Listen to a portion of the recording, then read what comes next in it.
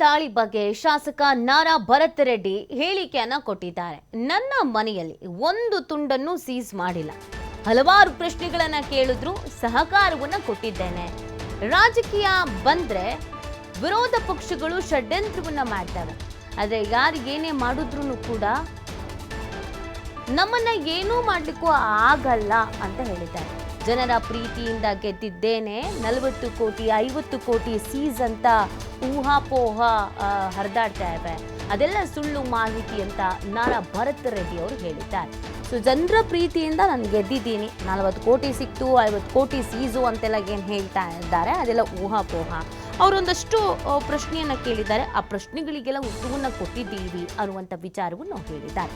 ಇಡೀ ದಾಳಿ ಬಗ್ಗೆ ಒಂದು ಸ್ಪಷ್ಟನೆಯನ್ನು ಕೊಟ್ಟಿರೋದು. ಸಹಜವಾಗಿ ಒಂದಷ್ಟು ರೀತಿಯಾದಂಥ ಚರ್ಚೆಗಳು ಕೂಡ ಆಗಿದ್ವು, ಊಹಾಪೋಹಗಳು ಗೆದ್ದಿದ್ವು. ಅದಕ್ಕೊಂದು ಕ್ಲಾರಿಟಿ ಕೊಡುವಂಥ ಕೆಲಸವನ್ನು ಇಲ್ಲಿ ಮಾಡಿದ್ದಾರೆ.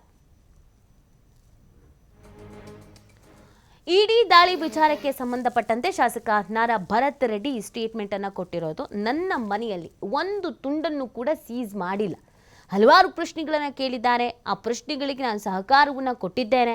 ರಾಜಕೀಯ ಅಂದರೆ ವಿರೋಧ ಪಕ್ಷಗಳು ಷಡ್ಯಂತ್ರವನ್ನು ಮಾಡ್ತಾವೆ, ಏನು ಮಾಡಿದ್ರು ನಮ್ಮನ್ನು ಏನೂ ಮಾಡೋಕ್ಕಾಗಲ್ಲ ಅಂತ ಇದೇ ಸಂದರ್ಭದಲ್ಲಿ ಅವ್ರು ಹೇಳಿದ್ದಾರೆ. ಜನರ ಪ್ರೀತಿಯಿಂದ ನಾನು ಗೆದ್ದಿದ್ದೇನೆ, 40 ಕೋಟಿ ಸಿಕ್ತು, 50 ಕೋಟಿ ಸೀಸ್ ಮಾಡಿದ್ರು. ನಾರಾ ಭರತ್ ರೆಡ್ಡಿ ಅವರ ನಿವಾಸದಲ್ಲಿ ಅಷ್ಟು ಹಣ ಇತ್ತಂತೆ, ಇಷ್ಟು ಹಣ ಇತ್ತಂತೆ, ಆ ಕಾರಣಕ್ಕೆ ಮಾಡಿದ್ರಂತೆ, ಈ ಕಾರಣಕ್ಕೆ ಮಾಡಿದ್ರಂತೆ, ಡಾಕ್ಯುಮೆಂಟ್ಗಳನ್ನು ವಶಕ್ಕೆ ಪಡ್ಕೊಂಡ್ರಂತೆ, ಈ ಥರದ ಅಂತೆ ಈ ಕಂತೆಗಳು, ಊಹಾಪೋಹಗಳು ಸಹಜವಾಗಿ ಇದ್ವು. ಸೊ ಈ ಅಂತೆ ಕಂತೆ, ಈ ಊಹಾಪೋಹ ಇದ್ರ ಬಗ್ಗೆ ಅವರು ಒಂದು ಕ್ಲಾರಿಟಿ ಕೊಟ್ಟಿದ್ದಾರೆ. ಆ ಥರ ಎಲ್ಲ ಏನೂ ಆಗಿಲ್ಲ.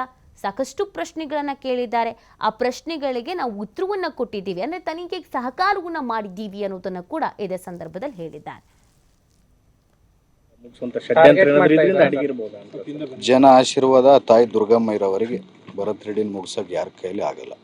ಒಟ್ಟಾರೆ ಇವತ್ತು ಬಳ್ಳಾರಿಯಲ್ಲಿ ನಿಮ್ಮ ಮೇಲೆ ಮಾತ್ರ ಅಲ್ಲ, ತುಕಾರಾಮ್ ಅವ್ರ ಮನೆ ಮೇಲೆ ದಾಳಿ ಇತ್ತು, ಕಂಪ್ಲಿ ಗಣೇಶ್ ಅವ್ರ ಮೇಲೆ ದಾಳಿ ಇತ್ತು, ಕೂಡ್ಲಿಗಿ ಶಾಸಕರ ಮನೆ ಮೇಲೆ ದಾಳಿ ಇತ್ತು. ಇವನ್ನೆಲ್ಲ ನೋಡಿದಾಗ ಒಂಥರ ಎಲ್ಲೋ ಒಂದ್ ಕಡೆ ಅನುಮಾನ ಬರುತ್ತೆ ಅಂತ ಅನ್ಸುತ್ತೆ. ಕಾಂಗ್ರೆಸ್ ನಾಯಕ ಇಡೀ ಭಾರತ ದೇಶದಲ್ಲಿ ನಡೀತಿದೆ, ಏನ್ ಬಳ್ಳಾರಿ ಒಂದೇ ಅಲ್ಲ, ಇಡೀ ಭಾರತ ದೇಶದಲ್ಲಿ ಕಾಂಗ್ರೆಸ್ ನಾಯಕರ ಮೇಲೆ ನಡೀತಿದೆ.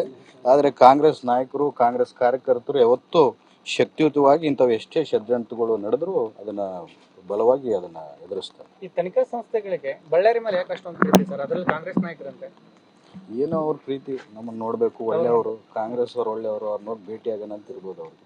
ಮತ್ತೆ ವಿಚಾರಣೆಗೆ ಬರ್ಲಿಕ್ಕೆ ಏನ್ ನನ್ನ ಹೇಳ್ತಿದ್ದೀನಿ, ನೀವು ಬೆಳಿಗ್ಗೆಯಿಂದ ಟಿವಿಯಲ್ಲಿ ಅದೇನೋ 40 ಕೋಟಿ 50 ಕೋಟಿ ಅಂತೇಳಿ ಏನ್ ತೋರಿಸ್ತಿದ್ದೀರಿ, ಎಲ್ಲ ಫ್ಯಾಬ್ರಿಕೇಟೆಡ್ ಡಾಕ್ಯುಮೆಂಟ್ಸು.